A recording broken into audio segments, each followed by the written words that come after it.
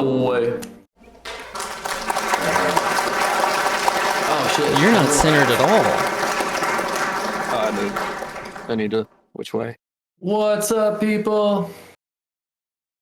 Hi, everybody. Welcome to Funny Enough Theories, episode 10. Simulation hypothesis. Or theory. Whichever you prefer. Whose idea was it to put theory? Yours. I mean, hypothesis. It wasn't my idea to put hypothesis. Oh, it was mine, because that's what Wikipedia and every fucking podcast I found on this subject was called. Yeah, dog. Default to Wikipedia. Always. Default. Always. So this is kind of going to spin off. I have a small segue from Akashic Records that we can get into. That's what we talked about last week. And to kind of follow that weird philosophical, theoretical, quantum mechanical thread, we're going into the simulation hypothesis. But first, current events. Let's get the 3-shot here. Have y'all kept up with the news or anything? Do y'all know what's going on? Are you talking about cold fusion? It's not cold fusion, bro. That was completely by accident. So fusion is as difficult to explain as quantum mechanics, but essentially you heat up atoms and get them to split, and if you can get it a certain type of way, I'm not going to pretend I know how, it'll keep splitting and it'll keep producing more energy. And for the first time ever, they got a fusion reaction that put out, which means it split more times and created energy.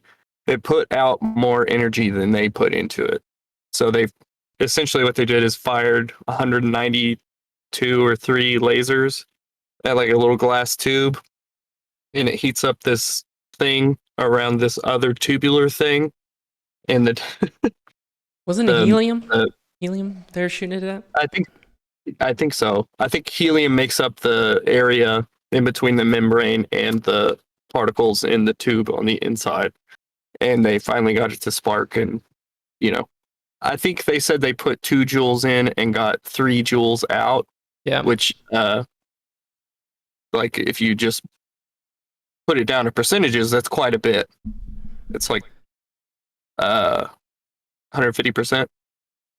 I think it's a little more than that, maybe. I don't know. But yeah, it's definitely more out than it got put in, was kind of the main point. Yeah.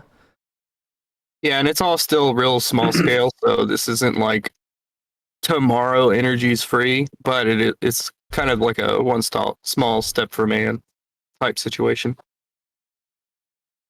It's pretty crazy to think about, like, if you're thinking about 100 years ago, us not discovering, but, cars becoming more prominent and electricity and stuff like that at the turn of the century. It's kind of akin to that. I mean, even with the nuclear energy, I guess a couple of decades later than that, but I don't know. It's something that's significant, right? Yeah. And just from the... What? It's the same process the sun does.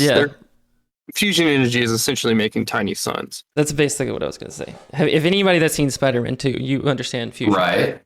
In the palm of my fake metal tentacle. I agree to disagree with that. Yeah. But dude, Spider-Man, the new Spider-Man movie, No Way Home, is a great reference for like today's topic. Yeah, we'll get into that. There's some more current events. Yeah. You might have to remind me. When we get down to it, Spider-Man actually it helps a lot. Yeah, the Spider-Man 2 game is coming out. That's the other current. No, I'm just kidding. Yeah, it is a current event. That shit looks dope. Go watch the trailer. It's a teaser. It's only a minute 36 or 38, whatever. I don't know. But yeah, it's dope. I guess he was the CEO of that FTX. We talked about it last week. It was at cryptocurrency trading platform. You're going to have to explain to me again what he did, because what he did pretty much sounds like something that is going on anyway. Yeah, no, he swapped a bunch of numbers and basically stole billions of dollars and lost like $3 billion immediately. He was moving money around between a traditional stock trading company and the crypto market. He made his own coins and leveraged his own coins, which are based off the profitability of that trading platform, with the traditional stock trading company. What are those called? The CIA had one. We've used that word a lot. Hedge fund. He basically leveraged the crypto platform with his own hedge fund that he also owned, and they were intermingling way too much for it to be legal. So he finally got arrested for it.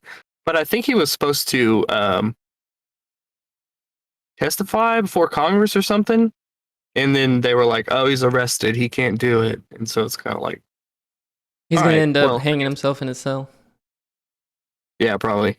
Are y'all familiar with CoffeeZilla on YouTube? Mm-mm. CoffeeZilla? Maybe not. All right, he does like deep dives into stuff like this.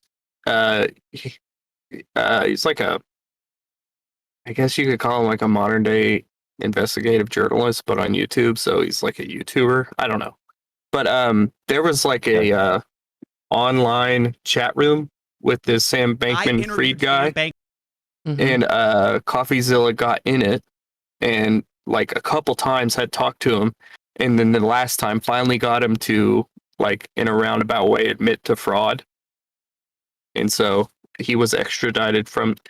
I'm not saying it's CoffeeZilla's fault, but it's finally on tape for the public that he was like, I did this, and he's like, isn't that fraud? Isn't that the exact opposite of what you're supposed to be telling me you did? And so he kind of got it out there on its face, and then he got extradited from the Bahamas. So now he's probably going to get Epstein somewhere. That was the joke I just made. Yeah, because a lot of political donations are running through him. I think in both parties, but heavily leaning towards the Democrat, as tech does, or tends to, at least. I can't imagine having like a hit on you like that.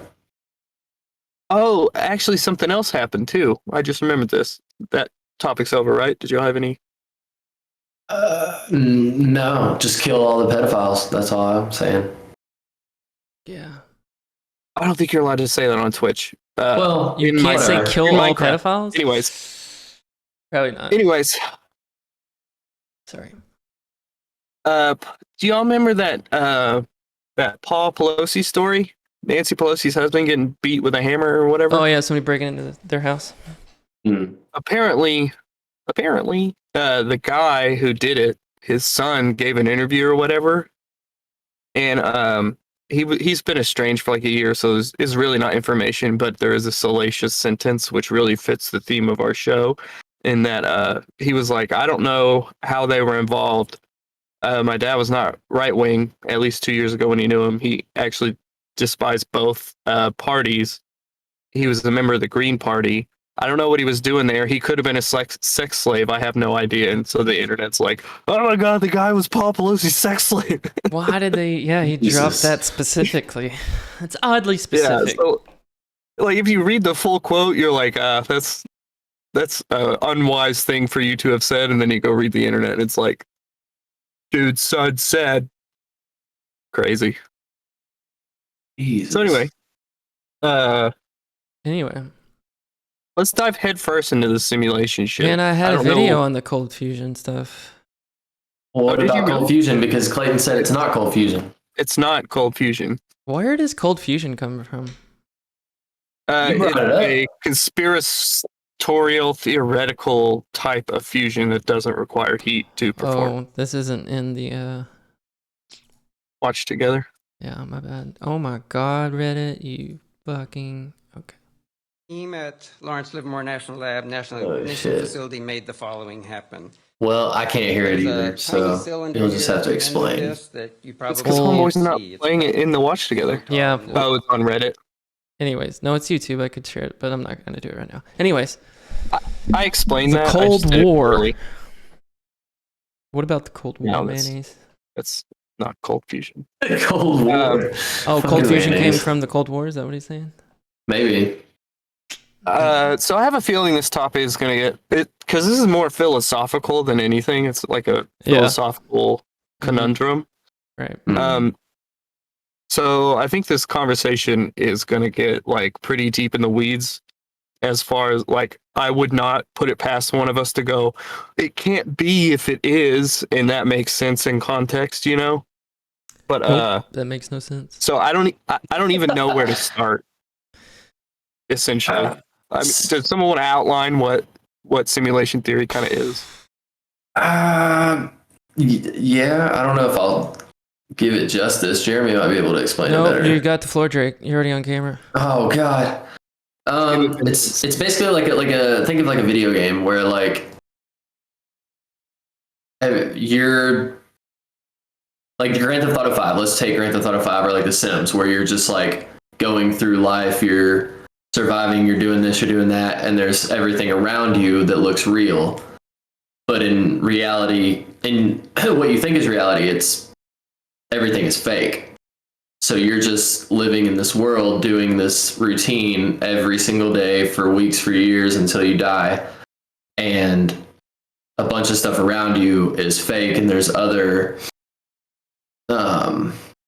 simulations happening as well. Because like to make a video game, you take life, but you take the really entertaining parts of life and you put that in your video game. Especially in like Grand Theft Auto 5, where you can drive around and drive fast cars and rob and shoot and do all this crazy shit that you should not do in real life. And they make it fun. But while you're around, they have this entire state and city around you. And there's all these different people going through what their life is.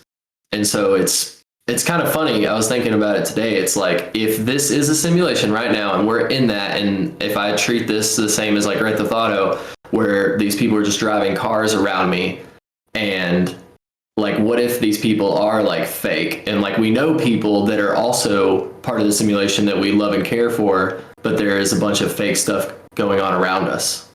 Like they're NPCs. But you NPCs. still have feelings for them. That's interesting. Yes. Yes. So at its base, it's essentially living within a computer program. It's outlined, it's designed in a way that there are rules that can't be broken, and I don't know. I put a link in the somewhere content sharing. Yeah, and so the most modern guy that I could find that was like accredited or whatever, or credible, was this Nick Bosom guy. He's been on a bunch of podcasts, including Neil deGrasse Tyson and stuff. Oh yeah. But he calls it I guess they call it Bostrom's trilemma.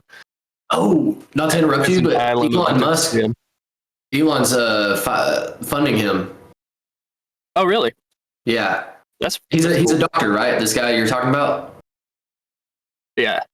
Or I would a PhD in imagine. something. I would hope He runs so. like the Future of Humanity Institution or something I like thought that. this was Yeah, this what guy they was do. old. I thought he was I'm like 100% sure that Elon helps fund him with his research. I wouldn't doubt it. He's And he recommends his book, Super Intelligence. I think he has a book called Super Intelligence. He does. He also has another Yeah. newer one that's specifically about I don't remember what it's called, but it's specifically about simulation theory. But he kind of sets out under the idea of simulation theory. He has 3 statements, and one of them has to be true. That either the fraction of human level civilization to reach a post-human stage or is capable of creating a simulation is very close to 0, in that the civilization will fail before it's able to complete a simulation.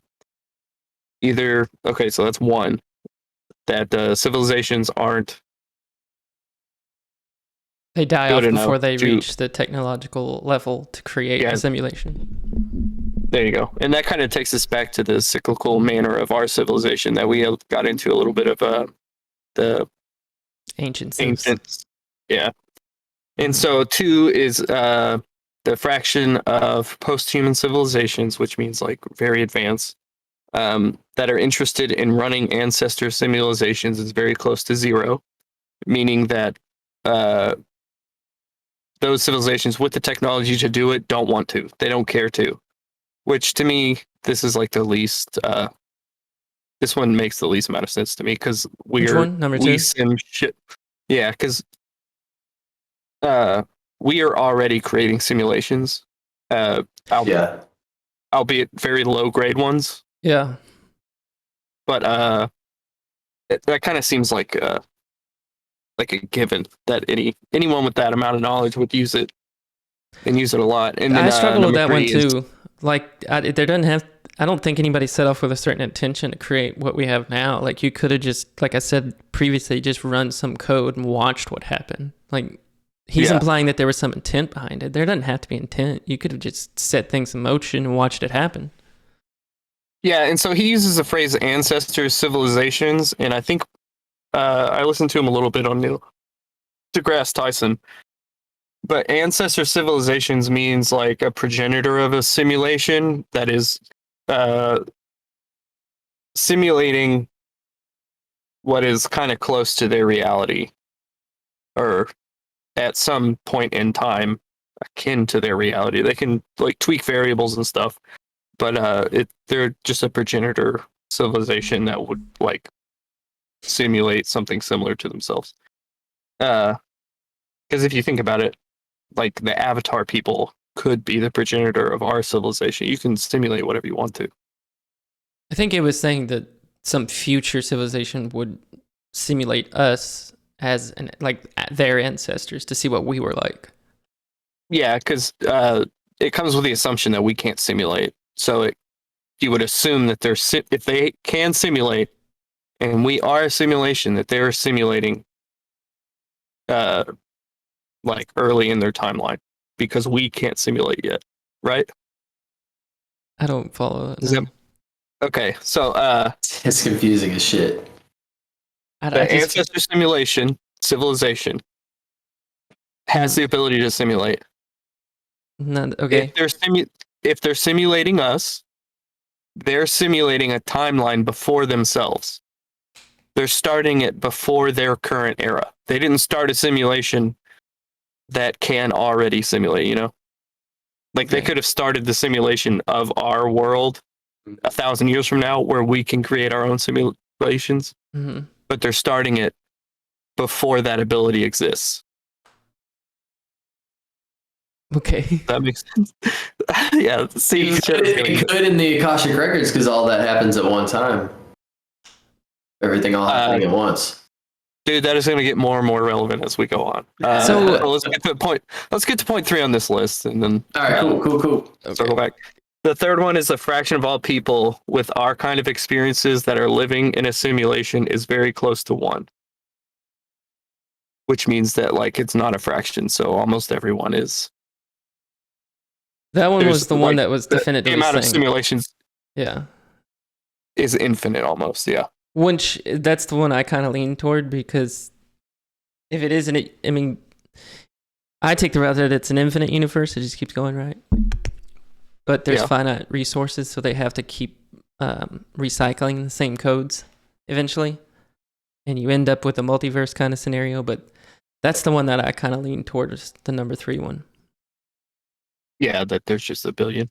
Well, just statistically I think- speaking, there would be more simulations than authentic realities. For every like one Earth, you get like a plethora of simulations, but that's just one Earth. So each planet is exponential, and then it's just more staggering. The simulations would outweigh the physical, real realities by far. And it's an exponential math problem at its core, in that the second a civilization can simulate, there's no guarantee they're going to do it once. It's actually probably a higher guarantee that they're going to do it a bunch. Dude, think about how many save files you have on a video game. Simulate. Like how many different individual save files you have of different characters or whatever it is. Like the simulations would be infinite. Yeah, I think 1 in that civilization ends before you get there, and 3 is in that there's infinite simulation. You think that the civilization ends before it gets there? Well, I think they're equally plausible as far as, like, if you have to put, I'd say those two are 50-50, or 49-49, and 2 is 2%. Are you trying to say we're the first ones? We're going to be the first ones to simulate stuff? Then we're not in a simulation? Are you arguing that we're not in a simulation right now?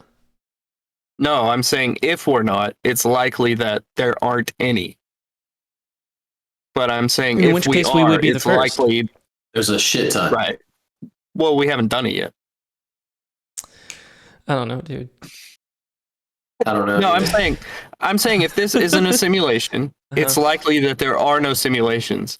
But if this is a simulation, it's likely that there's an infinite amount of simulations. Okay.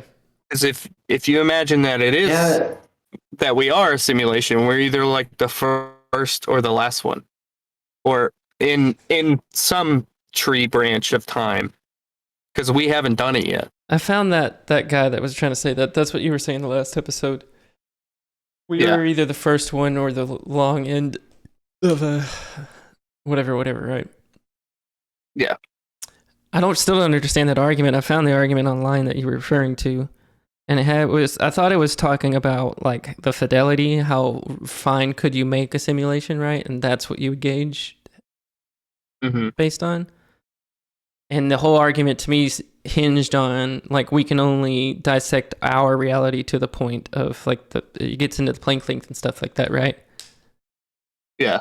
Well, and I was trying to bring up Neil last week specifically. I heard before we did that episode Neil deGrasse Tyson say that if you parallel movies that have been made about time periods before movies were able to be made, it's like less than 1% of movies, or less than 10% of all movies are pre being able to make movies.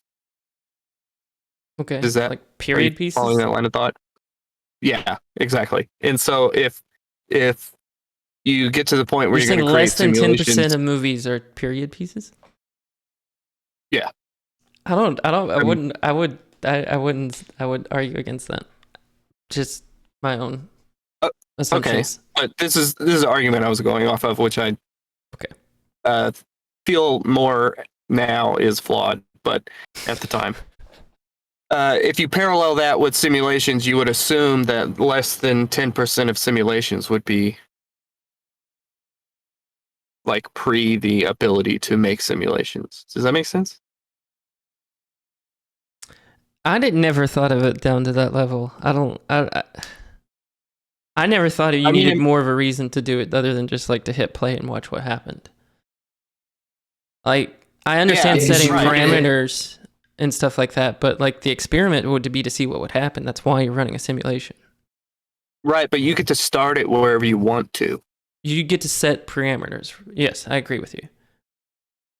But go ahead.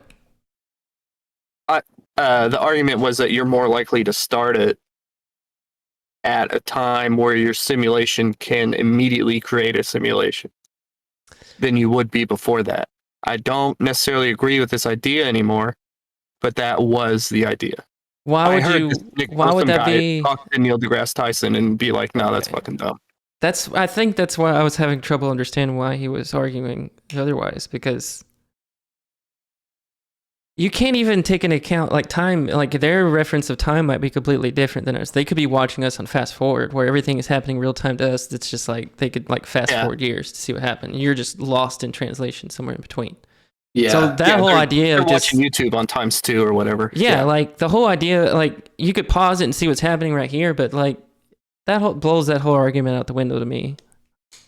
Like if the goal was to get to the end goal, and I would argue that like we're getting to that end goal, which was like the singularity and the AI and all that stuff. Like once we figure out how to tap into the simulation, like that kind of like it comes full circle somehow in my mind. So that's like that's the goal of the program almost. I don't know. Yeah. Well, I would imagine if I was creating a simulation that was as vast to include an entire universe or whatever, I would start at the Big Bang. You would start with a tennis ball size 40 quadrillion degree ball of energy and let it blow up and see what happens. Maybe, yeah, initially, Yeah. but I think you would get to the point where that was just like that was the seed that you would plant and it would just grow, right? Yeah. But that's where I would start.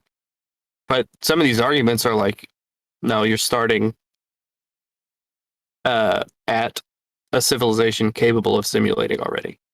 There's You could start it wherever you want to. I think you have to differentiate, because I think like you would run tiny little experiments, like plug in some kind of dynamic situation to see what would happen, like in a medical situation, something like it's just an AI running what would happen in the body if this happened or something. Like that's a simulation, right? I get that, like trying to figure out a scenario for like the most efficient fire escape path or something like that.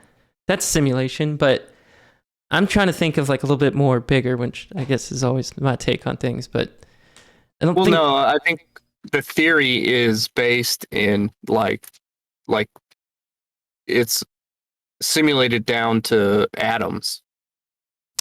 See, that's why I'm saying like we're reaching the point of what I think the simulation was trying to run, and that is tapping into the AI and the singularity and consciousness and all that stuff. Like maybe the experiment. You think that is the purpose of the experiment? Maybe the experiment is like, hey, how can we develop consciousness under these scenarios? And they plant the seed and it grows, and then like 14 billion years you get us like smart apes walking around. They're like, oh, that's the first primitive signs of consciousness right there is these humans. It took this amount of time. Like that was the experiment. Yeah, I never put much thought to assigning a purpose to the simulation. Well, you were doing that with the other argument, was saying, with the Bostrom guy, right? The argument that we're either the first or the last. No, that was just a critical thinking piece within it. Like just the fact that we don't have a simulation puts us somewhere in the timeline.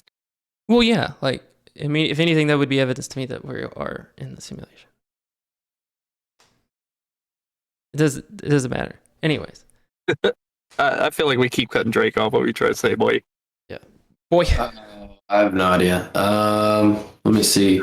I think the first, I really don't remember what I was going to say like a minute ago, but I think the first time this was ever discussed was from Plato. And he like wrote, did y'all hear that cave story? Did y'all know that story about Plato wrote? Excuse me. No. With your philosophical ideas. I'm familiar with it existing. I don't know it or the teachings there. So there was like a tribe of people that lived in a cave, and they never left the cave, and they would see shadows, and so they would think that the shadows were real, and that was like the everyday life. So that was like the NPCs, like we were talking about a minute ago, Clayton, and and so at one point they take some of the members I think it was one. I think they take one member and they take him outside into the real world, and then he sees that there's much more opportunity, that those their shadows were fake, and that the real world is actually out here. And so when he goes back to get the rest of the tribe to come out and experience life, they don't want to come out, and then he comes in and he becomes blind because now he can't see in there. Oh, because it's so dark. Because it's so dark. Yeah. It's weird. Like you in can the beginning, it almost sounded like the Matrix.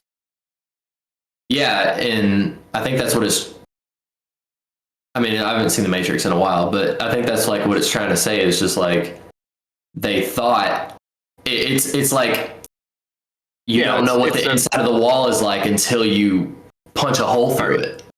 Yeah, it's like a reality shifting type of situation. Another Village, Village. That's a great example. Yeah. Did y'all hear when researching? Did y'all stumble upon Philip K. Dick at all? Did not know. Okay. Not so Dick. Okay. This guy is the dick. Wait. He wrote a shitload of novels, which ended up becoming like Blade Runner and yeah. Minority something. Minority Report. Yeah, that's it. There's a bunch of them. Go to his Wikipedia and look at them, but or just Google Philip K. Dick movies. But he gave this speech. So he's already kind of about like world bending type scenarios. But he gave this speech in France in 1977, and I recommend everyone go watch it. It's fucking crazy. But he had some very interesting ideas as far as this goes. Let me get to the timestamps, and I'll press play on the watch together. Oh shit! I gotta pull that up. Okay, so like 18 minutes in. Well, we didn't have it at the beginning. I didn't even think about it. We did have it at the beginning. What? We had it 10 minutes before the show started. Oh, did you? The watch together? Damn. I think we called out. We've already watched something on the. No, it was on Reddit. You're right. Okay, I'm gonna start here. It should be like 10 seconds later, but it's hard to scroll. The programming would be. Where is it at? I don't see it. We are within time, and he is not. Oh, it's in the lock general. General. Okay. Oh, okay, I found it. I'll wait for Drake to get in. My dog is pushing me out of my chair. Push your dog out of existence. What? Let me know when you're there, Drake. Yeah, I see it. I see you paused it. We are living in a computer programmed reality, and the only clue we have to it is when some variable is changed and some alteration in our reality occurs. This, too, might account for the sensation people get of having lived past lives. They may well have, but not in the past.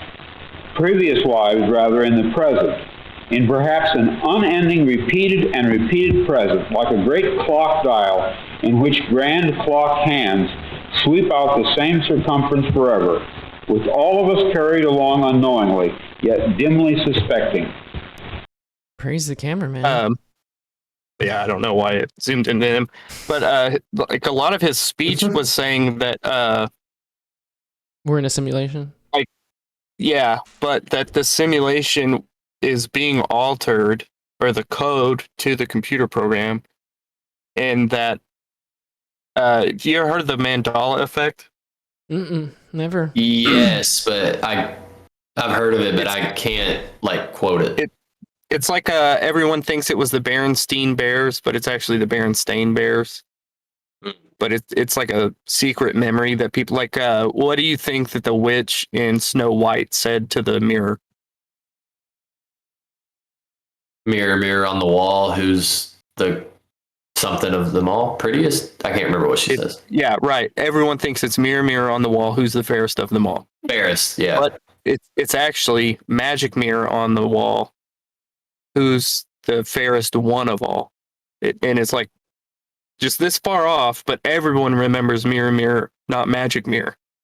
And then like the Darth Vader, Luke, I am your father. He never said Luke, I am your father, but everyone quotes it as that. And then there's like a bunch of logos that kind of do that true. too. That is fucking true. Like the Monopoly man doesn't have a monocle, but everyone seems to think he does. He doesn't have a mustache. A monocle. Eyepiece. There's a bunch of them. Like the Fruit of the Loom, the old Fruit of the Loom one had a. Everyone thinks there was a cornucopia basket, like a cone-shaped basket, but it's actually just fruit. It doesn't matter. That But to me he's is saying the that- same thing as deja vu almost. But anyway. Yeah, he actually says deja vu a bunch in this. He's saying instances like that are real memories, but they're dim remnants of before the program was changed. So, like, it's not real in our reality, but it once was. And there's another section of this I wanted to play. Let me get there. But hearing him talk and then having just talked about the Akashic records, I get the same feeling. I mean, he might be nuts, but so like He might be. everyone we talked about were like scientists or Graham Hancock's not some a kind of scientist. do what? What? He's not tapped into the Akashic record. Anyway. But we were talking about like Tesla and Einstein, and then Nostradamus was a scientist of his time. It wasn't super scientific, but I think that was before but I think science. this guy seems more like a historian than a scientist. He's In a- March of 1974, the really Author. crucial moves to depose Nixon were beginning. Right. In But- August, In this speech, he talks about how all of his stories were actually memories. Dude, So like there's Minority Report and all that shit. I'm sorry. What's up? Isaac Asimov. You know who that is? I've heard the name. He was a science fiction writer in like the 60s, 70s, I believe. I have that time right, maybe. But he's mostly known for science fiction, but he was a physicist, so like he used that in his science fiction when he was writing. Mhm. There was a lot of ideas that he just came up with as science fiction that were later became true, or like paths of science, just because of concepts he created purely for science fiction. So Yeah, now listen listen this to guy this coming up with 5 ideas months like later, that. they proved successful. It seems to me that in many ways, ideas have a life of their own. They appear to seize on people and make use of them. The idea which seized me 27 years ago and never let go of me is this.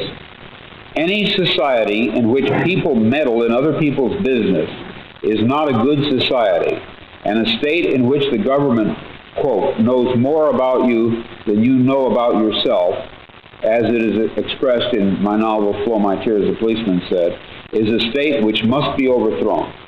It Wow. may be a theocracy, a fascist corporate state, or He goes on to reactionary say that he monopoly. has memories of actually overthrowing the past one. He wrote a book. I don't remember what it was called, but That's it was definitely not Jerry. based in an alternate reality where the Axis powers won World War II, and he wrote that based on a memory or a dream he had where everything was like super heavy police state. He calls it the Iron Bar reality or something, where like everything is actually just a prison. But he is like his train of thought on this stuff is super interesting and Man. really like he was one of the first ones in mainstream to say we live in a computer simulation, and he seemed to me to also have like an Akashic idea of ideas themselves, you know. It's interesting to think like he might not have been introduced to the Akashic Records idea. Like maybe dude, and that's how I felt coming into a lot of this stuff. Is like these were ideas that I just were forming in my own head, right? And then like you discover stuff like the Akashic Records, and you're like, dude, this is what has been going on in my head this whole time. And maybe just nobody ever went to him and was like, hey, here's this idea of the Akashic Records, and he was like, oh my god, like, and then he connects all these dots. I'm just saying, like Right, maybe like- nobody showed him another dot, and then what is free will? Right. No, towards the end of that speech, he brings up, he says, like, so the whole time he's talking as if God is actually the coder to the computer program known as reality. And then towards the end, he calls him Brahman, which is the Indian word for it. And I'm like, dude, you are so close. Just say Akashic record. Like you're just trampling all over it. Dude, he could have been like, felt like he couldn't have said it. Like maybe he would have gotten discredited if he brought that into the realm of what he was trying to accomplish. I don't know. Mm-hmm. But a very interesting dude and a very cool segue into like the last week's show, bringing it into the simulation theory and that like to like transpose them on top of each other, that perhaps the Akashic record, the deep ether of infinite knowledge, is every iteration of the simulation or whatever. Right. Well, like I mean, remnant code. To tie it back into the sacred geometry stuff, maybe that is like us discovering the code, the source code, like the fractal patterns of nature and stuff, or the evidence. Dog, I have a whole section on sacred geometry tying into this. No, I was gonna tie it. I mean, yeah, we could get there when we get there, I guess, but we could use that as a segue if you want. Okay. It's like the parameters of how the simulation works. It was an interesting aspect to me. As far as like because truly you'd never be able to tell if you're in the simulation. You would only have a bunch of clues. And so I found a bunch of clues. There was I'm excited to get there. There was a good analogy that I think was Feynman, but it was Neil deGrasse Tyson quoting Feynman. So I'm going to do a terrible job quoting Neil deGrasse. But he was comparing it to like stumbling upon a chess game and not knowing the rules, right? Like you just found this chessboard with these pieces and you saw two people playing.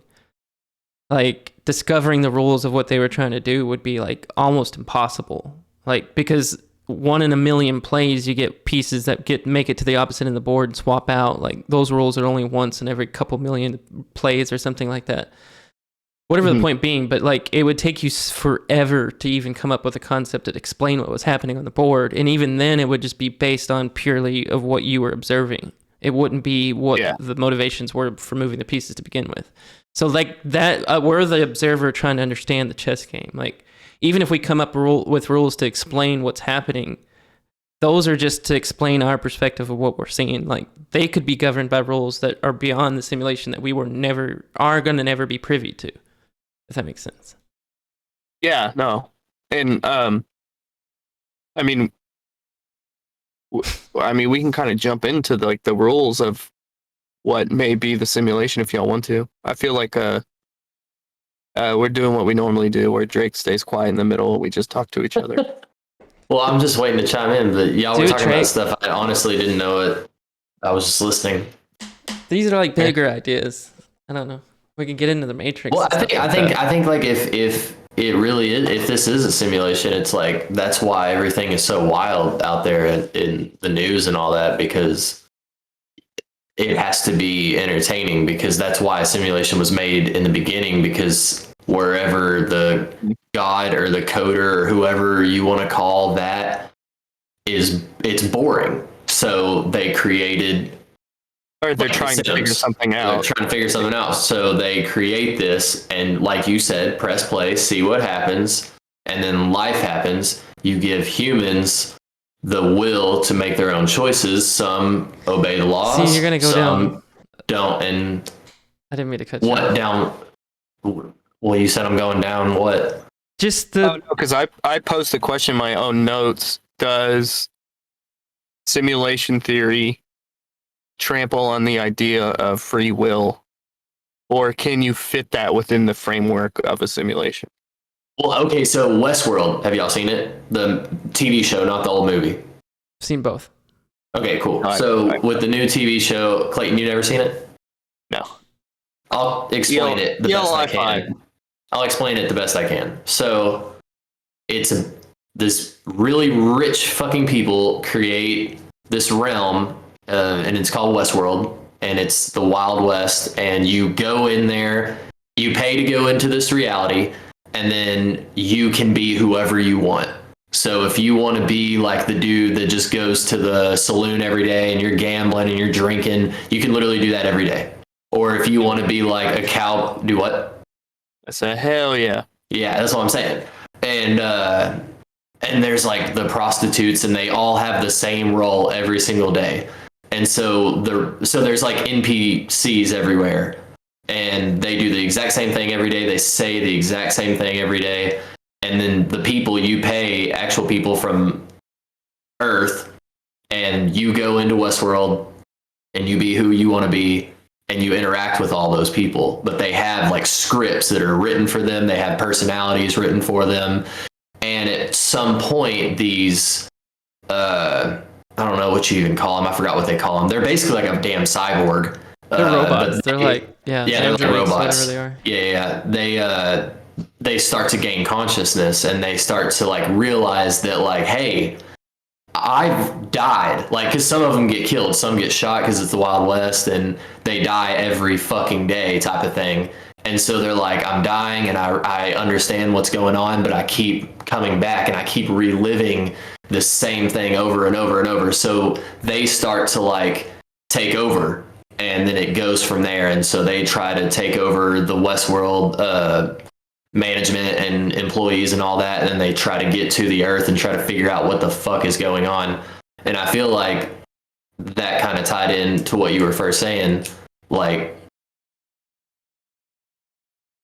just not like they're breaking into free will. Basically. Yes, they're breaking into free will. Yes, they were being controlled, and then they got their free will. Thank you. Yeah. Well, it's just a kind of a question on like how much does the simulation control? In that, like, if somehow my consciousness is a long equation, to what extent does that equation function? As far as like, is that equation so broad that it gets to make decisions, or are those decisions predetermined by the equation? Oh, wrong screen. Does that make sense? Bulk, mate. Yeah, that was so heavy. I don't know the answer. I wish I knew the answer. Can you say it again? I don't know. That was pretty eloquent. I don't know if I'll be able to do that. It's on stream though, so we got it. Yeah, we'll just have to rewind it. Yeah, somebody, mayonnaise. That's your fucking job. Do it. I mean, half of my notes are just like shower thoughts. Yeah, dude. Yeah. Dude, I don't know. I had at one point an argument for it had nothing to do with simulation theory, but there's an argument to be had that free will doesn't exist outside of that. Like, you don't have to invoke simulation theory to have an argument against free will. Right. So even more so, exponentially, I would think, then yeah, free will doesn't exist if it is in fact a simulation. Sure. Yeah, and then man. Then like past that question, in that if my consciousness is an equation, am I expressing the equation, or does that equation open towards making its own decisions? On top of that, can you equate consciousness? Like, what does that make consciousness? Is it really just a perfect simulation of the human brain, or is there something past the neurons firing in your head that makes a conscious being conscious? It's almost 2023, dude. The consciousness has been proven not to be in the brain. Anyway. Really? Yeah, it's like, I don't think it's scientific fact, but it's like, I think 90% there, 95% there. I think it's more in the nervous system. So it's like a metaphysical phenomena. I just think they found out that consciousness, you can have no brain and still have a consciousness somehow. I don't remember how they figured that out. I think it was the babies being born without brains thing. Mm-hmm. They still okay. Still reacting to stimuli, laughing and stuff like that. Okay, and I know they can take like fMRIs to see what part of your brain is firing. So maybe like a brain. I think the brain is required to decipher our experience of reality, and there's an argument to be had that like that's the AI kind of processing like whatever is being inputted, but the actual consciousness. And I don't even think it's necessarily physically in your body. I think maybe your nervous system is just an antenna that's tapping into the consciousness, and your brain is doing its best to interpret that. Yeah, and I mean, you're like when I was getting into the rules of like how the simulation must function, as far as having the max speed be the speed of light makes a lot of sense in the framework of a simulation. In that, like if you go back to what Drake was saying, you put this in a video game. You can break video games by going past what they're able to render or what the program of the game is able to compute. So, like, you'll get a blue screen and it'll kick you out of the game. It happens all the time, you know? You can break walls, fall through the wall forever in some video games. And so, like, having a limiter on the speed that things can go is a really good way to limit things past going too fast to break out of the program and, like, crash it. It's weird. Right. It's weird to think because matter as we know it, it can't go faster than the speed of light. But we know of things that can go faster than the speed of light. That's what we were getting into with last episode with the quantum entanglement stuff.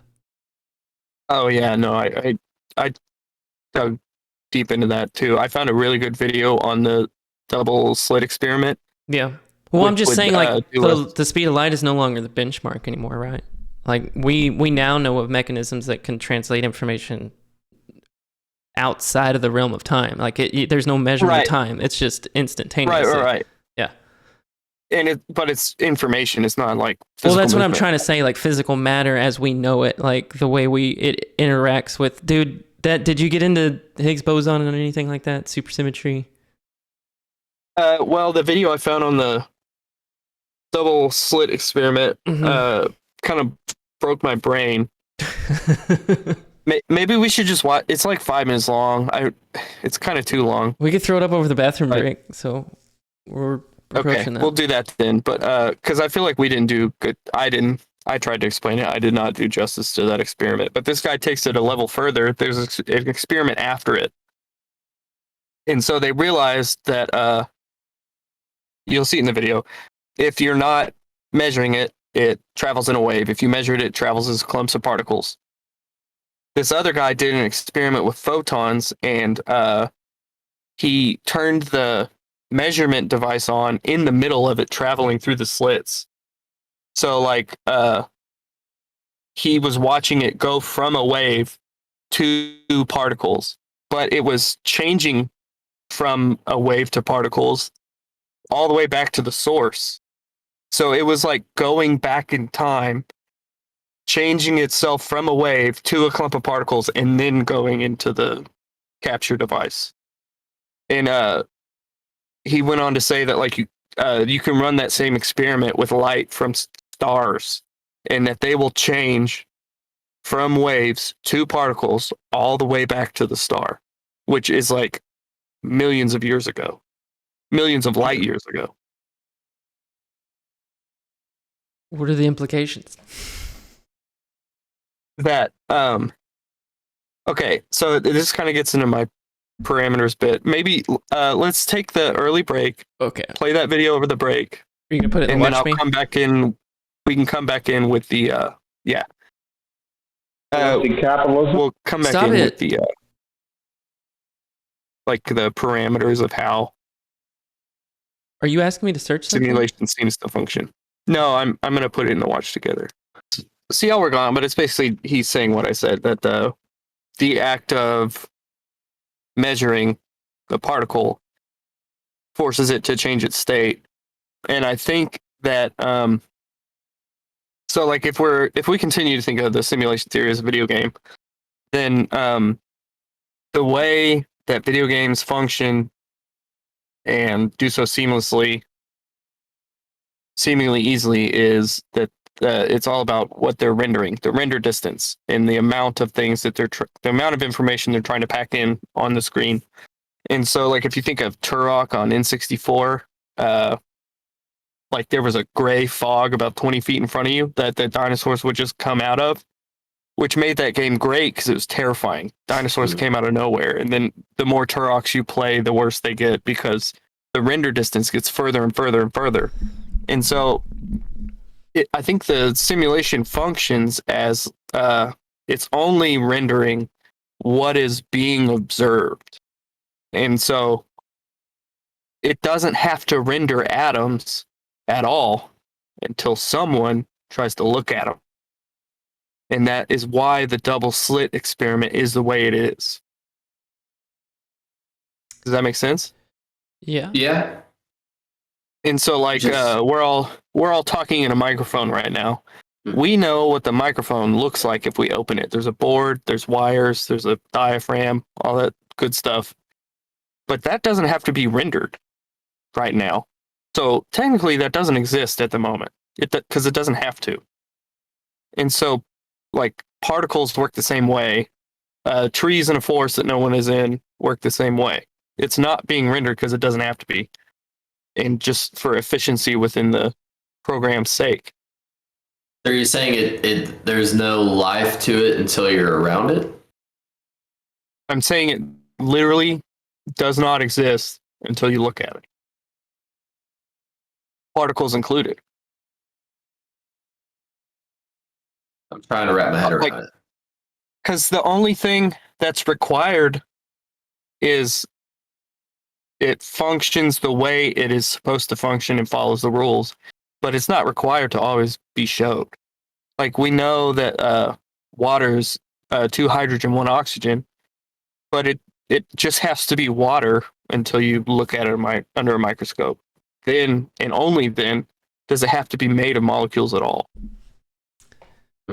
Because there's, like, the senses of humans don't see particles unless we build them. Like, here's what I'm trying to get at. I think if you took like 16 trillion electron microscopes and you turn them all on and you got 16 trillion people to look at them, you'd probably break the simulation. It's the same thing as like crashing the game. Like, if you went faster than the speed of light, if you make the simulation try to render too much shit, you might be able to crash it. Yeah. I think that's one of the arguments of how it could be a simulation. They don't have to simulate the whole universe. They just have to simulate what's being observed, right? Yeah. Right. And so I think that's what like superposition is. That's kind of what we've been going over. Superposition is the position and momentum of particles when you look at them. But if you're not looking at them, they're not there. It's like they're there and they're not there at the same time. We talked about it last week. I think that's just what the render distance of the simulation is. And like, the render distance is size and distance. So like, we don't have to render what Jupiter looks like unless someone's looking at Jupiter, and you don't have to render what an atom looks like unless someone's looking for the atom. And you don't have to render that tree in the forest because no one's there to listen to it fall. There's a paper by Einstein, the EPR paper or something like that. Did you get there? There's the old thing where if a tree falls down a forest, does it make a sound or something like that? Yeah. The argument, I don't think it was the argument of the paper, but that was the analogy they were using in it. They were saying, yes, of course there would be a sound because it's physical world, like it's an objective reality. There would 100% be a sound. I think they got dismissed. We touched on it last episode with the universe not being non-local and all that. So they're saying it wouldn't make a sound?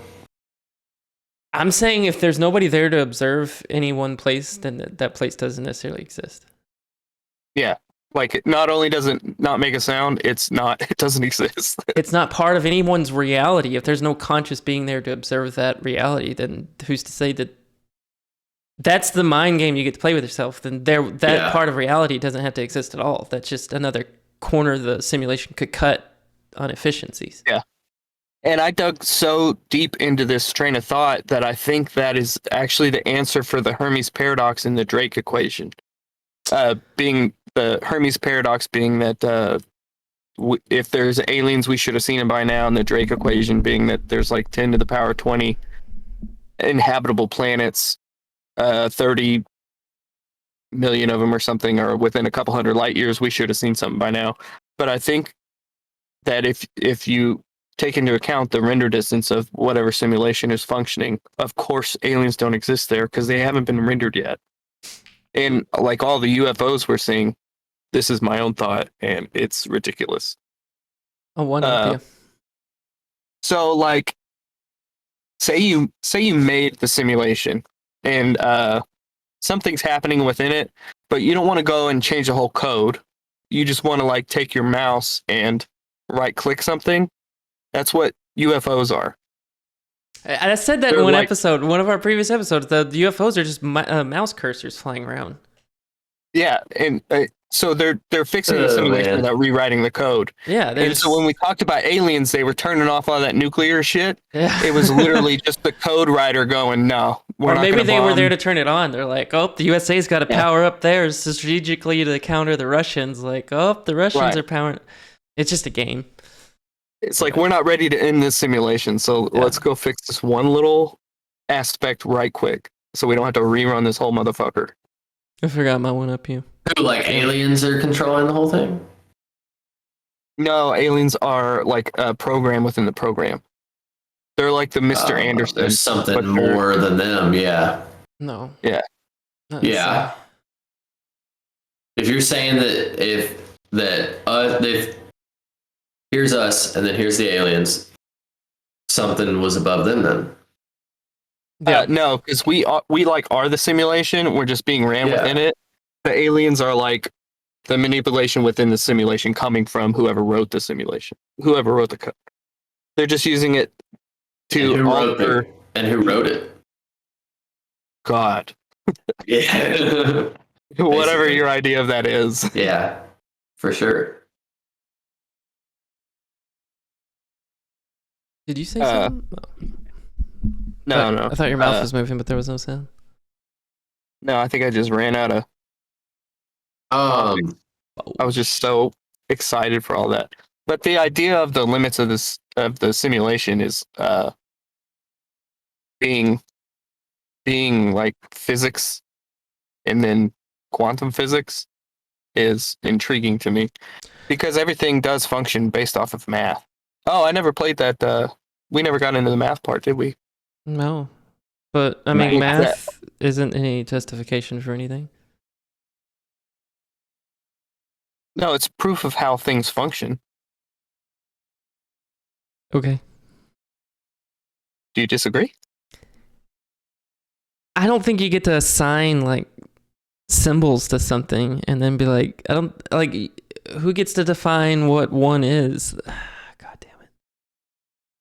It's like That's what I'm saying. What is and isn't, but they are. If I draw I a line said in the this was sand and gonna go, happen. that's 1 inch. I mean, that's different. I don't want to say Miles, the empirical, I have different beliefs in the empirical system now, but the metric system, like who draws a line in the sand and gets to say like, oh, that's 1 meter, that's 1 centimeter. Like to me, that's just arbitrary. Yeah, but math isn't arbitrary. Dude, if we One want to will go down that always route, mean one. if we want to go down that route, so one of the everybody knows string theory, right? One of the other theories in that realm is quantum loop gravity. Go ahead. Explain string theory real quick, because there's an interesting aside off of it yeah, I don't think I I'm know gonna fully. interject when I feel Well, appropriate. it gives me an excuse to go on the other tangent than I wanted to, right? So I believe if you like went out in space and you kept flying, you could go infinitely, right? It's like a procedural program where the universe will just keep generating more universe the further you go out, right? Yeah, like a Minecraft. or something. That's more evidence simulation. But I believe as above as below, like I imagine if you would keep going deeper down, it's the same thing. Like you could infinitely go small. You're never going to reach zero. It's just going to keep dividing and dividing and dividing. So That's true. the way I understand string theory is, well, eventually you would hit little string particles that vibrate against what they said was like the Higgs boson and all that. They called it the guard particle, but it's another field that The God particle. well, there's a God particle and then the God field.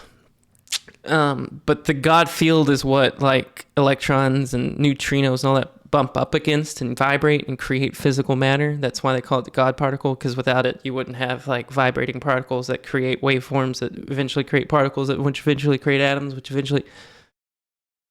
So string theory is that like there is a finite point, and the finite point is a superstring thing that is in a dimension that we can't tell. Like we would witness it as a string, but anyways, that like if you keep going further enough down, you would get to strings. That's string theory. Vibrating strings. So James Gate Are you familiar with James Gate? Mm. He's a theoretical physicist, Yeah. or a real physicist. He claims that embedded in the equations that make up string theory, or Oh wait, that maybe I do know explain Scott. it mathematically, Yeah. is embedded computer code, a series of ones and zeros that is like a correction code. Error correcting codes that drive web browsers. Yeah. That are written into the cosmic radio background. Yep. No, I mean, that is intriguing. So his thing was that he was observing the radiomagnetic background, whatever, the Big Bang. Like, if the Big Bang blew up, there would be a sphere, like a bubble extruding. Like, that's the Big Bang. Like, it created a bubble, right? Well, the edge of that bubble is called the radiomagnetic background or something like that, right? Everybody knows? I'm just talking out my ass. In that... Sriracha, you're an hour and 11 minutes late. I think he's insinuating nothing happens in the first hour. Oh, okay. It might. So if the Big Bang happened, it would be like, right? In space, there'd be a bubble, right? Like outgoing, an explosion. Well, the gas blow up and that sphere is called the radiomagnetic background. I might have that wrong, but in that is evidence of like digital code, the same algorithms that drive web correcting browsers, stuff like that. Algorithms are in that code, in that background. You can also write computer code into DNA sequences. So my argument against that would be that would just be our interpretation. If we're a hammer, we're looking for a nail. Like if we're trying to define everything by math, then of course we're going to find some math equation that's going to define it. And obviously there's connections in nature. But you can't. There's literally nothing else you can do that with. What are you talking about? What do you mean? Math is the same way everywhere. Okay, I would. It explains reality. Actually, I don't know if I agree with that. It is a way of interpreting reality in a universal language. Yeah. Okay, I'm trying to say that like maybe that's just the smallest fraction of you explaining it. Like you're explaining the moves on the chessboard, but you don't have all the full set of rules. Math might be the smallest fraction of the whole equation. If that makes sense. Well, yeah, but like eventually you could equate everything mathematically. I think we try to bring this up, That's and what we we're did it. Talking about having like a source code to a simulation. It is made of algorithmic math equations. It is because that's our definition of it. That's how we define things, is by these algorithms. Of course, it follows these algorithm programs is because we came up with those codes. If we're finding codes out there, it's because we came up with the code, and then I'm saying I don't really believe in coincidence. No, we did. But go ahead. No, I totally disagree because we're using math to explain what is happening. We're not making what is happening happen. We're expressing it in a universal language, in a code itself. We're not making up math. Math is making itself up around us, and we're interpreting it. I think there is something underlying that we are defining through math. I'm not arguing against that, okay? I think there is something real there. I'm saying our understanding of math is just our version of translating the Bible into English. Does that make sense? Say that again? There's a bigger message. Our understanding of the message is math. Like we've given I don't like that analog. We've given some definitions to it, but who's to say that's the understanding the bigger picture? And I'm not arguing. What do you mean by bigger picture? I used to say that too. If aliens came down today, we could show them math and we would both speak the same language, right? No, that's not what I meant by what I said. My bad. Because they would probably have different characters, but they would be expressing the same ideas because that's how reality functions. That's what I'm saying. More advanced math and more advanced science than us. But 1 + 1 would be 2. Right. But to them, it's glorp plus glorp is. But it's the concept. A Nurgle. Ooh, new T-shirt idea. Glorp plus Glorp is for Nurgle. There you go. Quote 'em. Yeah, we're explaining concepts, but with math, and you're saying like, no, we're speaking Russian. Is No. what your argument is to me. I'm saying we have a limited vocabulary that we're using, and it is working. Like, we are explaining the way that nature is working in a mathematical function. Not arguing it does work. But just because the bigger system follows this tiny rule doesn't mean that those tiny rules govern the whole system. Well, yeah, we haven't created the God equation, but there will be one. I think we are making up math in the sense to understand the reality. Like, we are coming up with tools to define our reality, and that is math. But that is us coming up with the idea of math. I think there is something else underlying that we are... No, because half of math is observational. It's, to me... Anyways, I don't want to get... Anyway, doesn't matter. I'm not backtracking. That's kind of important, because I think that, like, math is the way you explain. It's one of the biggest indicators that it is a simulation. Well, because the same functions and equations and like the Fibonacci sequence and the golden ratio abounds. It's not rare. It's actually quite common. Things mathematically function the same way. It could just be that the simulation was designed to run that way. That doesn't necessarily mean that the... So we're using math to explain how the simulation runs. Okay. But we're not making the math up. It's based on how things are. Okay. Sure. Yeah. You sound like the Joker, Clayton? Wait, does he not The sound Joker. good? Why do I Why is sound he- like a Joker? He said, I don't know why.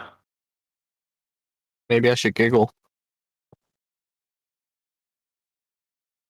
But anyway, Or so Go ahead. like to dig into the Fibonacci, do y'all know what the Fibonacci sequence is? It has to do with golden ratio, right? Fibonacci. Yeah, the golden ratio is like 1.618 or something like that. But Fibonacci sequence functions as it's the latest number in the sequence plus the one right before it.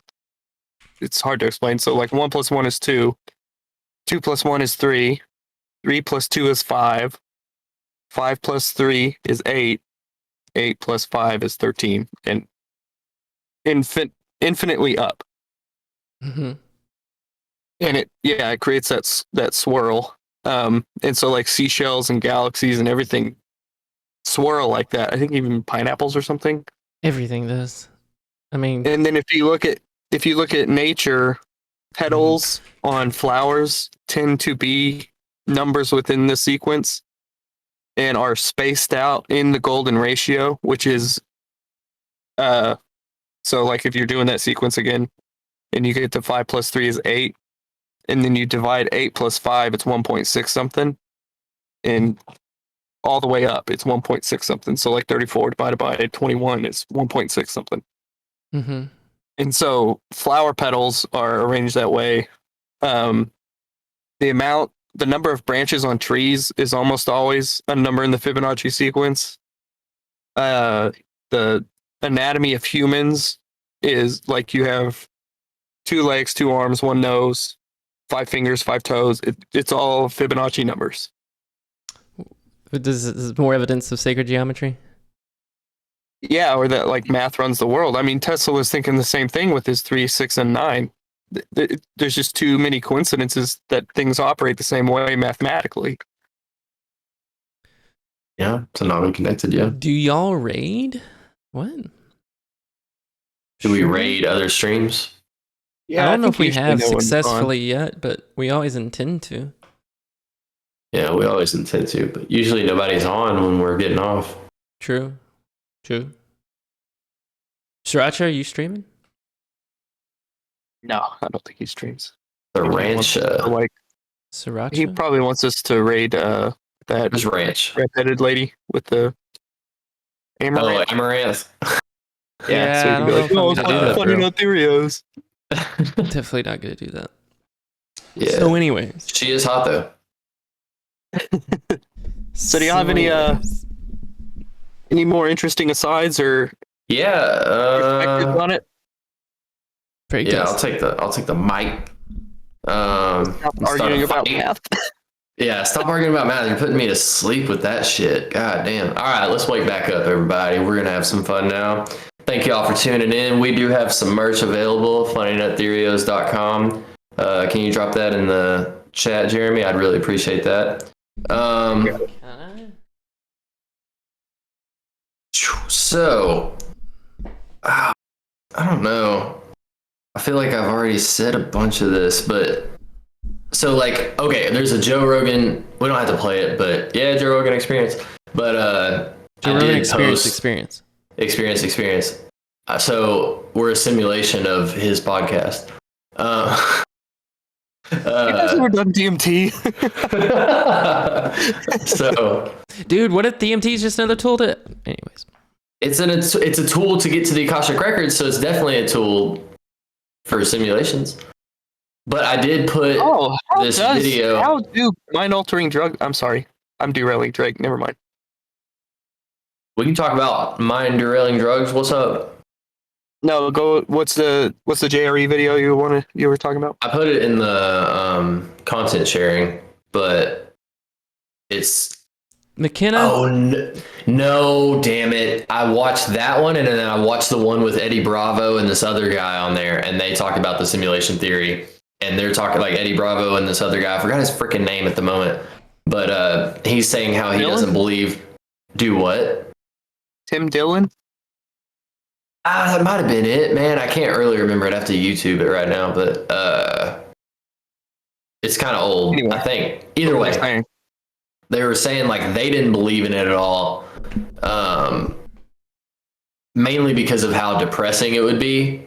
And it's like if all this is just like fake around us, then like, what's the point in having kids? What's the point in doing this? What's the point? Like, I could just end it type of shit. I don't like that argument. Well, that was just kind of one goes back to like, does it remove free will from you? And is there a purpose to live if there is no free will? Yeah, that's the main thing. It's like, is there a purpose to live once you? I think we need to do like a full disclosure. I don't feel like I'm arguing against living your lives. I think everybody's not entitled, but should go out there and live the most extraordinary life. To throw the simulation off on a curveball, but no, none of this is an excuse not to. But Elon Musk like says there's 1 billionth chance that this is reality. Yeah, and that he like this is base reality. Neil deGrasse Tyson says it's 50-50. Yeah, so like them talking about what did he say? I wrote this down. He said Elon said like in the future we will not be able to tell a VR video game from reality. We'll just get like sucked into that helmet once you just put that on and you go wherever. And I feel like it kind of is crazy because you'll disassociate from yourself because it's just like Westworld. You're disassociating. You want to go be someone else, so you're disassociating from yourself in order to go do this. So in Westworld, this one guy, he dresses up in all black and he's I forgot his name at the moment. I can't believe I forgot his name. But he's like the Black Rider, and so like when they see him, they know like, oh, he is a bad bitch, and he will fuck you up. And his name was William. Oh shit, William. Yeah. And so like, people want to be like that, and so you can put on a VR set, and then you're going into Grand Theft Auto 12. And God knows what it'll be like then. And it's like you're not going to be able to tell it from reality. There's actually a South Park episode. There's a South Park episode for fucking everything. I love South Park. But there's a South Park episode where they get lost in the virtual reality and they can't figure out who has the headsets on and who is actually in reality. Dude, that's definitely a Star Trek episode. I mean, I'm going to fix this real quick. You guys just keep fun of that exact episode, you know. We're always making fun of it. It's probably like well, it's the same idea of like Turtles All the Way Down. Have y'all ever heard that old Turtle? I meant to say that. That was gonna be my quote for this episode. Turtles All the Way Down, guys. Yeah, because it's just like, okay, imagine we are a simulation, then you create a simulation, then you're in a simulation, which could be in a simulation. So it's just simulations all the way down. But like, you posed an interesting question earlier, like what are the implications? You were talking about the JRE, but like, what are the implications of it all being a simulation? Like, does that really change anything? I would say no. Oh, go ahead. I would say your experiences aren't any less real than if they weren't in a simulation. If they are in a simulation and you're still having those experiences, they're still real experiences to you as a conscious person. Then that makes that reality real to you. Doesn't matter if it's a real physical reality or not. It's still your real reality. And then you have a responsibility to that reality. So, yeah, I want to know, like, this is just like a question. If people are like reincarnated or recycled or whatever you want to say, in order to, because once we die, we're done with this body, but we come back as someone else. And maybe your actions now as a human affect your afterlife as something else. So like, Ted Bundy could be like a cockroach that you've stepped on. I don't know. That's a dumb example, but no, I get that. That makes sense. Yeah, you know, like if you develop a lot of good karma in one life, and you come back as like a, I don't know. Like you could come back as another human, but you could also come back as a dog, or you could come back as, I don't know, a fucking chicken. Dude, if you got to come back as a house cat, like that might be the peak karma. Like once you reach peak karma, you get to come back as some fat old lady's rich cat that just sits around and that would be cool. But what am I gonna do all day? You're gonna knock shit off shelves and you're gonna enjoy it. Doesn't matter. You have this human trained to answer your beck and call. Is anal not allowed in our chat? It is now. What? Am I missing the chat completely? No, he's probably used to getting what is it, censored on other chats. Oh,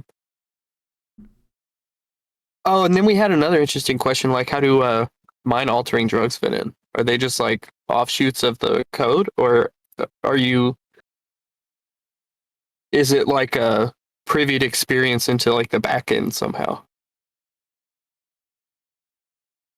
Like are you actually getting more information if this is a simulation, or are you just seeing some crazy cool stuff?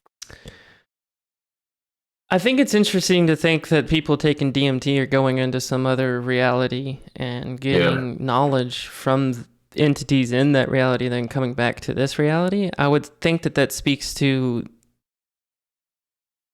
I mean, even if it was a simulation, maybe you're crossing boundaries into other simulations, or maybe you're crossing boundaries into higher dimensional simulations or something, like you're going up a source. Because you just said it, turtles all the way down, right? Like once you play that game, like you're able to create a simulation, it's like infinitely opens that, just, it's like looking at a mirror inside of a mirror. It's just simulations all the way down, simulations all the way up, right? Right. And so maybe you're just crossing over into, dude, like some once I start playing that game, that just goes back to the Fibonacci sequence stuff. Like to me, it's just like the same thing with the sacred geometry. Maybe it is simulations just completely recycling themselves, and maybe consciousness was the end goal. I'm not trying to say that there was purpose, but I'm just saying, it's all following the same examples to me. It's a real Pandora's box. So, like as far as, so y'all were talking about simulation spawns infinite ones. So he doesn't go back in the box; he only comes out. Sriracha just reminded me, simulation theory manifestation would make more sense. So to me, I meant to touch on that earlier. So y'all were saying like the simulation only has to be good enough to simulate what the people in it would be able to observe, right? Like you can only observe down to like subatomic particles right now, so that's all it has to simulate. We can only observe galaxies right now, so that's all it has to simulate, right? Mm-hmm. I think in the grand scheme of, if you were developing these big simulations with the end goal of consciousness, right, and the concept of free will, even if it is just a concept that was programmed into it, What if it was to see what the consciousness would manifest? And so then I would say the computer doesn't have to render anything not only physical that you could see, but anything in any conscious beings in the simulation being able to think of in their head is a possibility of it becoming reality. Sriracha, I appreciate what you just said, but to me, that's what that's speaking to. If me as an individual conscious being can physically think of something in my head, then it forces the simulation to have to simulate that into some capacity. Does that make sense? So then you get into what was the purpose again? You don't only have to physically simulate the universe, right? If the end goal was to simulate conscious beings, you would also have to go down the route that the purpose of being would, that the conscious beings, you have to simulate their imagination too. So anything that I can think of as an individual in my conscious imagination, the simulation would also have to be forced to simulate. It goes back to the Akashic Record stuff. Whenever I was saying that you could manifest mass, mind over matter. I can manifest matter with my mind. Quote that, clip that. Let me put that on my gravestone. Clip that, somebody right now. Anyways, yeah, no, I think I went for a good minute. Did that make sense to you, Clayton?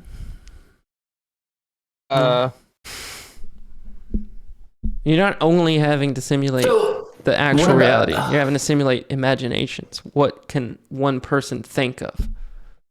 Yeah, but I think that all just comes with simulating consciousness. I'm saying, like, if that was the purpose of it, if your purpose was to create simulation of consciousness, and then to see what the consciousness could come up with. There's also an argument that all you have to simulate is consciousness. That's when I start thinking we're just the AI. That everything perceived through the consciousness is retained in the consciousness itself. Yeah. You know? Not necessarily actual physical. I mean, so that could kind of go both ways. Have you ever heard the expression, like, every head is its own universe? Yeah. There was a show that came out on Netflix this year called, like, 1899 or something. I just started. Mm-hmm. And it starts with a Emily Dickinson poem that I've never heard before. I never heard much poetry in my life, all the full transparency, but this poem really caught my attention. It starts with the brain is wider than the sky or something like that. The brain has more capacity than our understanding of the physical reality universe. Like, there's more space in our head than there is in the universe, basically, is what this poem is saying. Does that make sense? No. Yeah. No, it does. I mean, I think your brain can do like 4 trillion equations a minute or something crazy. Yeah. And like the vast majority of them, you're not even conscious is happening. Or calculations, not equations. But so yeah, I mean that gets into the question of like, could you like what is the computing power necessary to simulate a brain, much less an entire universe? I mean, obviously you're not having to render the entire universe, but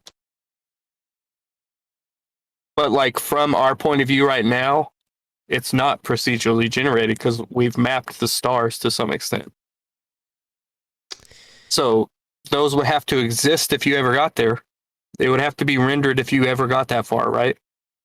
I think the closer you got to it, the more you would have to render. Right now, all they have to render is a speck of light. But, okay, but what I'm saying is that from here, it exists. And so it being rendered would have to already be programmed from here. After you get past what is visible light currently, then you get to procedurally generate shit that never existed. But everything we can see in the night sky exists. So it's not rendered, but it's there. So like it's the same, like you remember that game Astroneer? It's the astronaut Minecraft game. Like the farthest planet is just like a little cartoon orb. You have no idea what it looks like. And if we were never able to get there, it would stay that shape. But when you get there, it's its own planet. And so us being able to see it now means that it is currently its own planet, it rendered or not. Does that make sense? Yeah, following you. I've never played that game. It's a good game. I'm playing No Man's Sky right now. It's a good game too. How do you explain the redshift? Is that Redshift's the easy to one? explain. Is that the one where you like create the universe from scratch? Astroneer? No, Man's Sky. No Man's Sky. You don't. I mean, you're in a spaceship. Create universes, right? You're in a spaceship and you can just fly around a galaxy at free will. So it's like billions and billions of stars that you can visit. I don't know how they did it. Yeah, that's crazy. It's pretty crazy how they did it, but there's a full Milky Way galaxy. It's not the Milky Way galaxy, but it's a full spiral galaxy, and you could pick any star and just travel to it. And it's as soon as you go there, there's like 5 planet system or whatever it is. You can go to each planet, go down to each planet, dig and find it and fish, do all the stuff. Skyrim, but in space. Got it. It's Minecraft, but in space. But Minecraft, but it's not just space. It's like an entire galaxy. It's like you could pick individual solar system. Go to that solar system. Then there's planets that you could visit. You could go down to each individual planet, dig a hole, build a base, go back up into space, go to a different solar system. It blows my mind. I don't know the numbers, but it's billions and billions of star systems that you could visit. That's insane. Yeah. It's crazy. Are you talking about No Man's Sky or Astroneer? No Man's Sky. No Man's Sky. Yeah. If anything, it's just more evidence of a simulation, dude. It blows my mind. I haven't spoiled the game yet, but I think one of the main points of the game is that it is a simulation. Probably. Anyways, that would make the most sense. What does he mean? How do you explain the redshift? The further away light is, the longer it has to travel to it. It changes color. What's the ability? There's also blue shift, right? There's different ends of the spectrum, I think. But if it's a yellow star putting off yellow light, by the time it gets to us, it shifts through the color spectrum. Mm-hmm. What is this star one that the Bethesda's coming out with? Star Citizen. Yeah, Star Citizen. It's not going to be as good as No Man's Sky. Yeah, I don't think it's going to be anywhere near that big, right? It's supposed to be the competition with it, but they've already said that like you can't take off from the planet and go into space. Like there's a loading screen. First time chat. Ooh, are we getting deep in here tonight? We are going all the way. We are going as far down the rabbit hole until we find turtles. Yeah, we're taking the simulations all the way down till they end, which they don't. And dude, that's the beauty of it. That was what I was trying to say. Like the further you look down, I think if you're saying it's infinite when you go up, I think it's infinite if you go down. Like, of course, we're finding subatomic particles. Once you get to the point that you could look through subatomic particles, there's going to be subatomic particles, and then it'll just keep infinitely going down. Oh, fucking mayonnaise! I think it's like infinite in every sense of direction, time included. Mm-hmm. Like there's not. Okay, so time works the way we perceive it linearly, but I don't think that's how time necessarily exists. Agree. So, like, unfortunately, we can't perceive all of time, but probably that is available to something or someone, or like it's conceivable that idea could function that way, and that like you could just change shades and you'd be in the 1840s or something, you know? What? So like let's take it back to Philip K. Dick. He was able to see different present times or whatever in his mind that were changed by the source code of the simulation. you could probably, since time doesn't function linearly, if someone were able to see like Philip K. Dick or like anyone who was getting into the Akashic Records like Nostradamus or something, then they could see, you would be able to view moments in time as well as be gleaned information. Like if Philip K. Dick is taking in historical events, Nostradamus is taking in historical events, Einstein and Tesla are taking ideas, then it stands to reason, and like maybe even this is what Nostradamus was doing, was viewing different times that weren't immediately available to him, but you could tune in. They could tune into it. Yeah. Was that too incoherent of a statement? It does lean toward the ancient civilization stuff. Maybe at some point we figured out how to tap into these Akashic records and stuff like that. And maybe at some point somebody had these answers and understood the way this stuff worked. And maybe they try to disseminate this technology, and maybe they try to disseminate it to the people and the cavemen that were walking around and teach them and groom them, and eventually got perverted into religions and used to abuse and control people. Yeah. What do we think about heat death? Or are we a big crunch bunch? I think heat death is more plausible. What is big crunch bunch? Oh, that the universe will stop expanding and eventually fold back in on itself? Snap back. I think so. Ooh, what's heat death then? I think heat death's where everything just fizzles out. Stars will eventually run out of fuel. The sun will just dry up. Because Not they just say the the sun's sun. like halfway. Oh, not the sun. Every star stars ever. explode when they burn out, right? Eventually you'll run out of, they'll be so far apart they'll just spread out and eventually fizzle out. And then heat death, is my understanding, is just no more heat sources. Oh no, I thought heat death was Everything got really hot and we all just burned up. like incredible heat. I think it's the opposite. I think it's the big freeze or something like that. I can't remember. But there's no gravity in space. Wouldn't that be the absence of gravity? Wouldn't any one particle attract each other? Anyways. That was less coherent than what I said. So the string theory bit. So I said, if you go all the way down, that was what string theory was. There was little tiny strings vibrating. Another competing theory is quantum loop gravity. And they think that there's no individual one particle. It's just we're witnessing the vectors. Have you ever messed with... Can you explain that further? So if you ever mess with Illustrator or anything like that, you're putting like points and then it creates vectors that create curves and stuff like that. Okay. I think it's trying to introduce the concept that it's not necessarily the point particle, it's the vector. Oh. Yeah. In a 3D space, so it would be like a 3D Illustrator. Well, creating. That's what's happening in our 3 dimensions, but there would be 4-dimensional implications, yeah. Or even higher dimensionals. But yeah, that would be the point, is that there's not any one point of protons or neutrinos or anything. It's just... I don't remember how they explain it, but it's like the vector... nodes on a... Yeah. Okay. Music and sound and 432 hertz and all that stuff. All tying in together. All the way back. Dude, it does... I don't know why I subscribe to all that so Free Willy. Free Willy. Again, that's 2 times in one series. Free Willy. Why is that not used more often?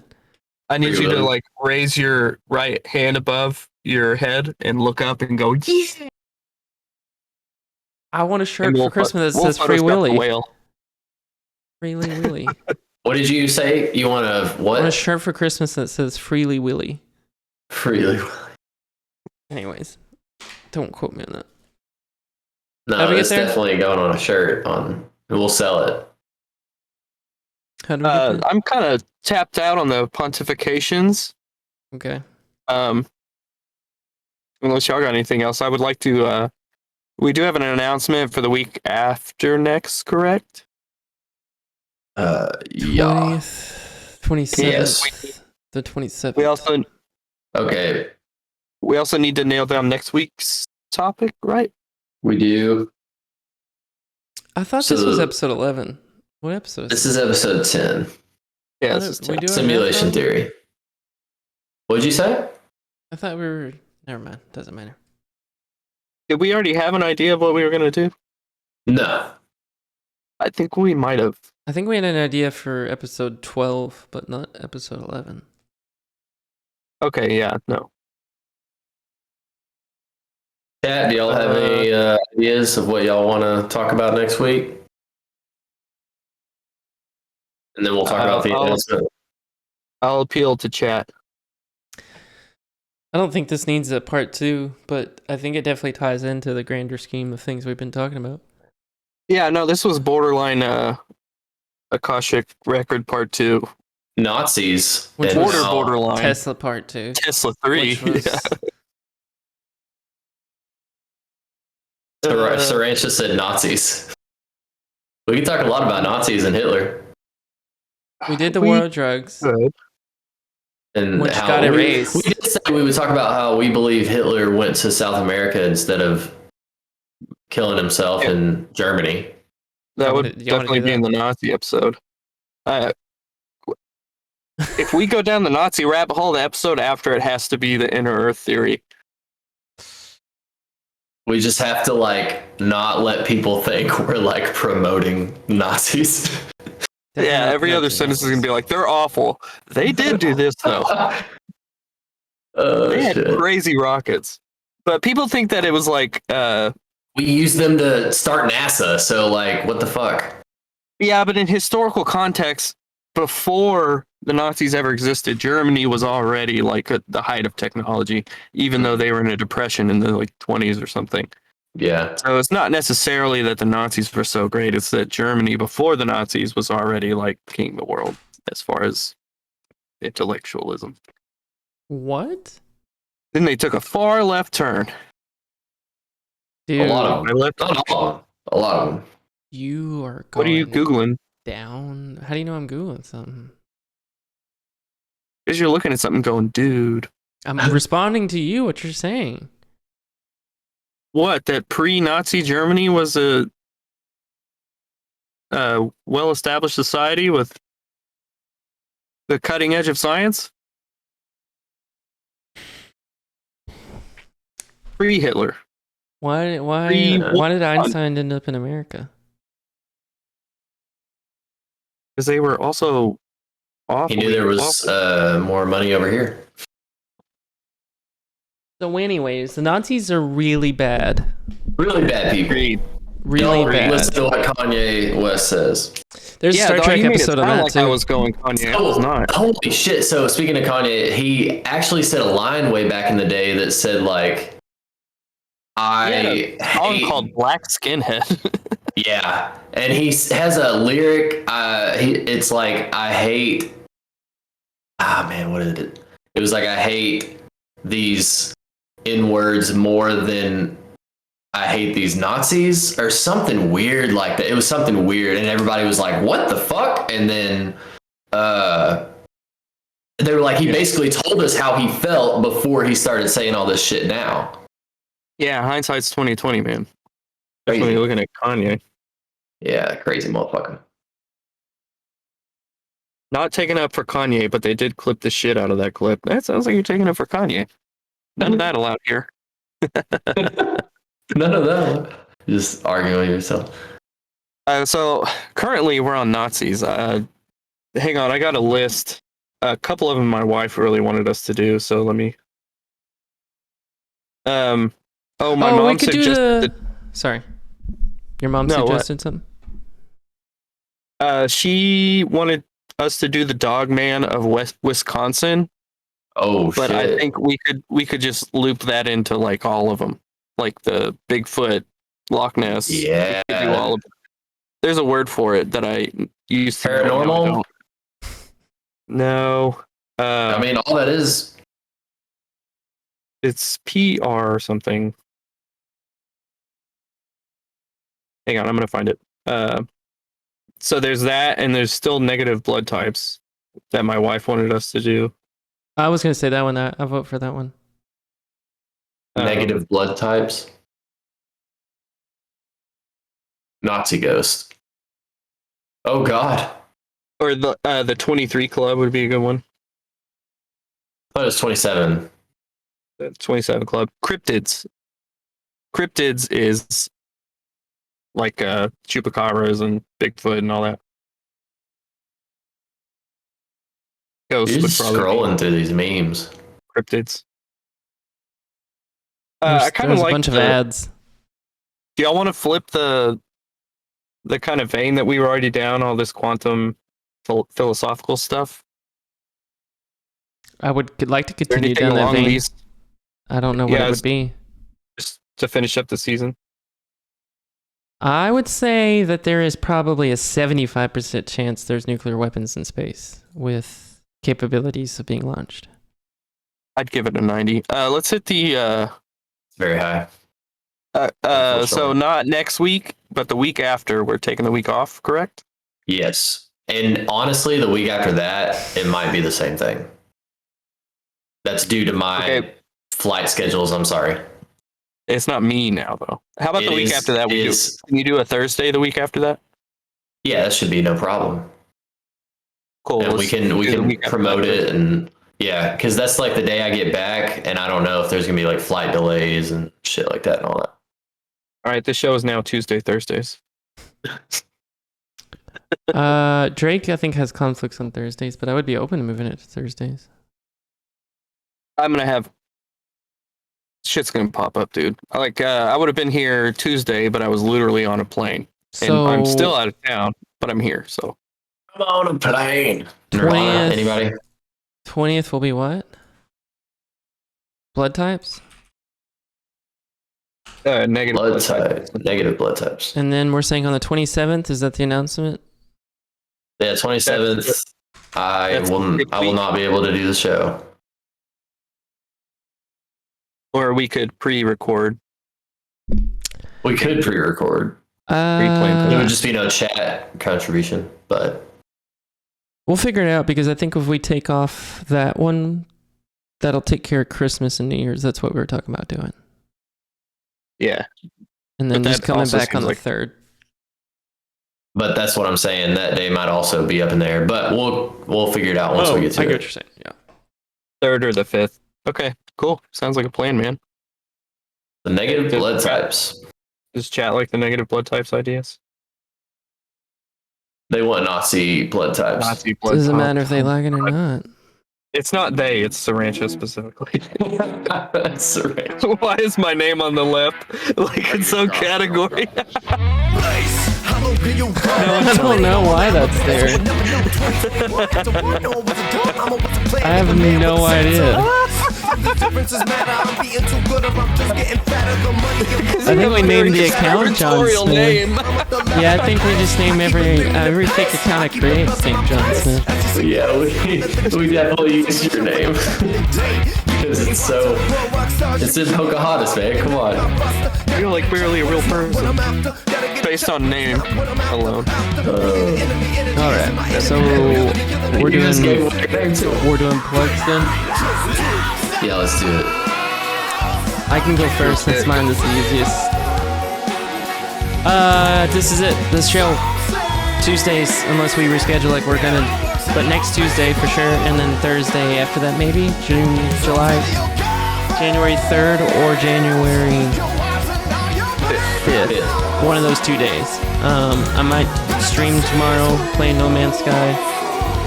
If you want to check that out, I don't know, but here's Drake. Flavor's playing in the background, by the way. Go back to Jeremy. You have to plug the social medias and YouTube and Rumble. Oh, we're on YouTube. This gets uploaded immediately to YouTube after this show at some point, maybe tomorrow morning. And then it immediately gets uploaded to Rumble. So if anybody in here watches Rumble, you can find it on Rumble. We post stuff on Twitter. Somebody posted stuff on our Instagram pretty occasionally, so that's a good source of information.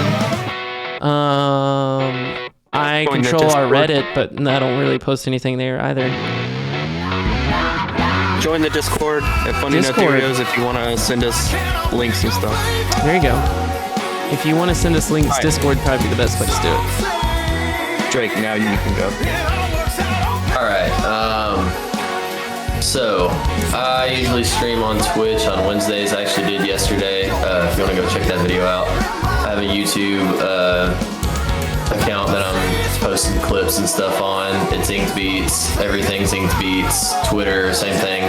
My Instagram is Inked_Beats. It wouldn't let me do Inked Beats, so there is underscore on Instagram. But follow me, help me out. Let's grow together, like I always try to say. I help you out, you help me out, and listen to more of my music that's playing in the background. And Able Delilah, check it out. We have do what? You get ads. Anyways. Oh, nice. Oh, we get copyright claimed every episode on YouTube because of We Play Flavor. Well, I'm in the bands. I don't give a fuck. And so no, it doesn't take anything from us. It's just funny. But yeah, listen to our music. We have a show the 23rd at Deep Ellum Brewing, and all that info is on our social media. Able Delilah, go check it out. Clean. My turn. Yeah, what's up? It's BOC Wasabi on Twitter, Instagram, Twitch. Probably don't go there. Rarely on it. But go to YouTube at youtube.com/The Rolling Third, all one word.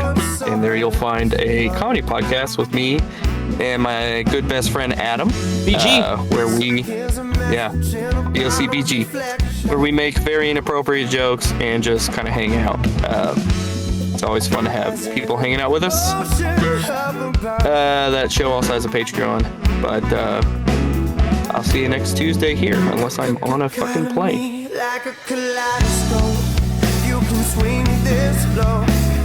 Cool beans. No, I'm not. You're not. You already know. You're already in town. You know it. No, I still got Log on the pod after Drake. This is pushing up right up to Drake's bedtime, tomorrow. unfortunately. Yeah, I gotta go to sleep. We've got Drake See if booked there's, from what? See if there's someone to raid. Is there a DOC member on? There's not. But yeah, I'll be on COD tomorrow. So me and Sarancha I'll probably stream. I might. So we can't say anything too vulgar, but we're gonna have some fun. Oh. All right, guys. Appreciate y'all hanging out. Bye, guys. Love you all. Bye.